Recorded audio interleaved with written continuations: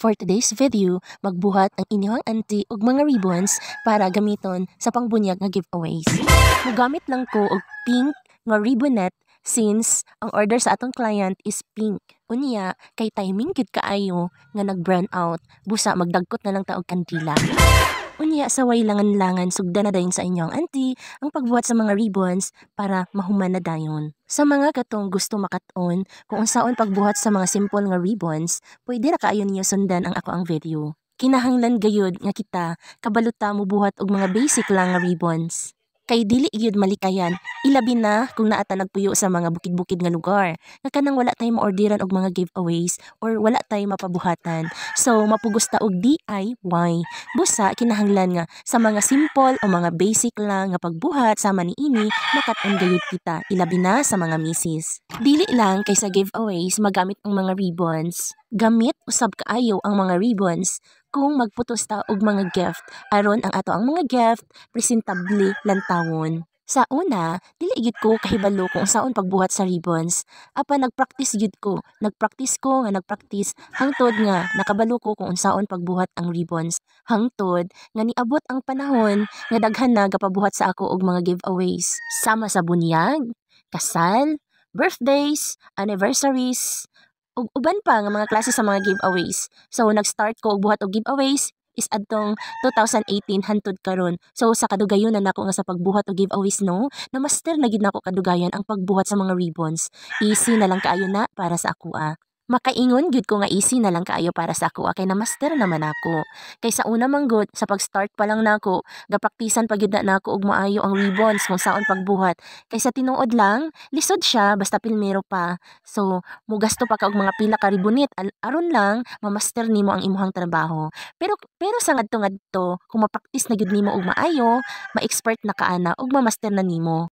Ayaw ipanglabay ang mga basyo sa imuhang mga packaging tape, masking tape, ug uban pa nga mga klase sa mga tape kay pwede gid kayo na nato mapahimuslan. Wow! Kinahanglan lang ka mag-andam og glugan day. Kung wala kay glugan, aw pag mano-mano, magdagkot og kandila. What? For today's video day, magbuhat ang inyong auntie og phone holder. Yes, day, phone holder. Butanganan gud sa cellphone. Wala gyud ni nako gilabay ang mga basyo sa akong mga packaging. Kay nagplano ko nga himuon gyud ni nako siyang phone holder kung mahurot na. Kana pa bay ako ang paliton nga mogasto pa ko? Ug mao to day, isumpay lang na ang duha ka empty packaging tape. And then daw tabunin lang na ang sampot o lig-on nga karton. Unja kay daghan magkaiko diri og kanang coffee bean. Ang akong nahuna-hunaan nga akong i-decoration sa phone holder nako is kape para mas unique. O diba? Grabe ka creative. Ug kung unsay available sa imuhang mga material, butangin ang iyang baba. Yes, day, gibutangan ako og green nga pisi-pisi para nindot lang tawon. Ug magbutang og another decoration sa gawas para nindot yun lang tawon. Basta gani mahotdan ko og bulak kagamiton nako sa akong giveaways. Ingon ani lang ang akong madali-dali. Kay maabtan mag og siyam-siyam day kung mag-order pa ko sa Shopee. Maong, permi na lang gyud mag-DIY ang inyong auntie diri sa bukid. Gamit lang ang panapton. Og depende na sa unsay gusto ninyo nga i-color sa bulak. Kung gusto niyo og white mo, nang white pud nga panapton.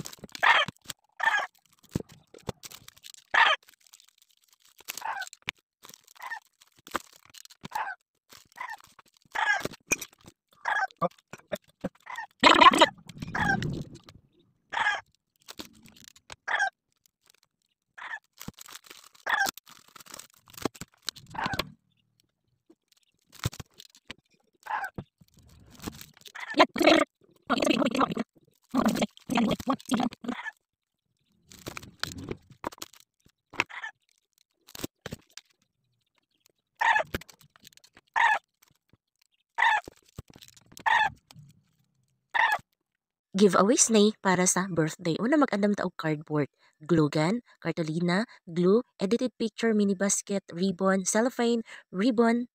Then idikit lang nato ang atong cartolina. Yes, idikit lang gid nato ang idikit sa cardboard. Then pagkahuman atuan lang dayong guntingan ang isika kilid no. Kanang mga nanglapas kinahanglan nato na kuhaon. Then pagkahuman ato aragod na siyang sapawan og ribbonit. So gipili na ko nga color is white. So kay okay ra man pud i-combine ang white ug ang green. So mao nang ako na siyang gipagdikit diha isig kakilid. Kay lain man kaayo kung dili na nato siya dikitan og kanang kuan ribonit. So pwede ra pud gud lahi nga kanang abubot ang lahi nga mga decoration ang inyong ibutang din ana.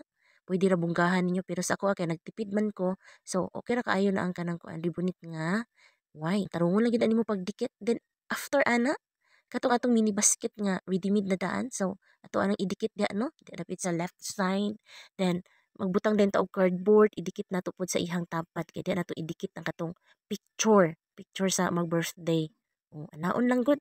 Gamitan na gid na nimo ka ng glue gun on ang pagkadikit no. Then so isulod na nato og cellophane ang ato ang softeners kay para dili maabugan. Kay kabalo na ta diri sa bukid abog kaayo. So kinahanglan nato siya isulod og cellophane para magpabilin siya nga nindot. Then masamot po siya kanindot kung isulod siya og cellophane. Kung talian lang na nimo siya og ribbon it. Then pagkaman guntingon. And after butangan dayon na nimo siya og kanang kuan ribbons. So ayan, mao na ni siya ang ato ang giveaways para sa birthday. O di ba? Ang ganda, di ba? Salamat sa paglantaw.